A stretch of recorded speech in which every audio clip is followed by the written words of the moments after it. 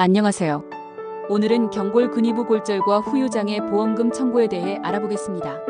무릎뼈가 골절되면 단순한 부상보다 복잡한 문제가 발생할 수 있는데요. 특히 후유장애 판정을 받기 위해 어떤 조건이 필요한지, 어떤 경우 후유장애 보험금을 받을 수 있는지 자세히 알려드리겠습니다. 경골 근위부 골절은 쉽게 말해 정강이 뼈의 상단 부분이 부러지는 것을 의미합니다.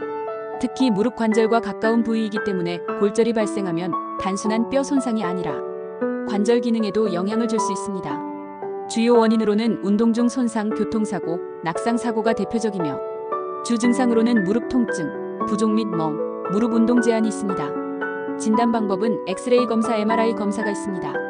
경골 근위부 골절은 단순 골절이 아닌 경우 수술이 필요합니다. 특히 이번 사례에서는 개방 정복술, 내부 고정술이 시행되었습니다. 그렇다면 수술 후 정상적으로 회복되지 못하면 후유장애로 인정될까요? 보험사에서는 후유장애를 평가할 때 관절 운동 범위를 중요한 기준으로 봅니다. 평가 방법은 운동 제한 정도에 따른 평가로 무릎 정상 운동 범위는 무릎 굴곡은 정상 150도로 제한이 있을 경우 장애로 평가되고 무릎 신전은 정상 0도, 완전히 편 상태로 제한이 있을 경우 후유장애 평가가 가능합니다. 개인 보험 평가 방식인 AMA 방식의 장애 지급률은 정상 운동 범위의 4분의 1 이하로 제한된 경우 심한 장애로 인정되어 지급률 20%입니다. 정상 운동 범위의 2분의 1 이하로 제한된 경우 뚜렷한 장애로 인정되어 지급률 10%입니다. 정상 운동 범위의 4분의 3 이하로 제한된 경우 약간의 장애로 지급률 5%입니다.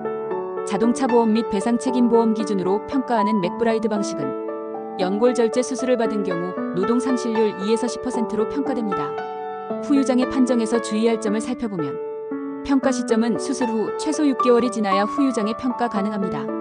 그리고 내고정물이 삽입된 경우 원칙적으로 제거 후 평가하는 것이 원칙이지만 관절 운동에 영향을 주지 않는다면 평가 가능하고 영구적으로 제거 불가능한 경우도 평가 가능합니다. 하지만 장애를 청구하면 보험사가 장애 평가에 대한 이의를 제기할 수 있습니다. 외부 의료 자문 요청을 하는 경우도 있고 정상 운동 범위 기준을 이유로 보험금 삭감할 가능성이 있으니 청구 시 유의하셔야 합니다.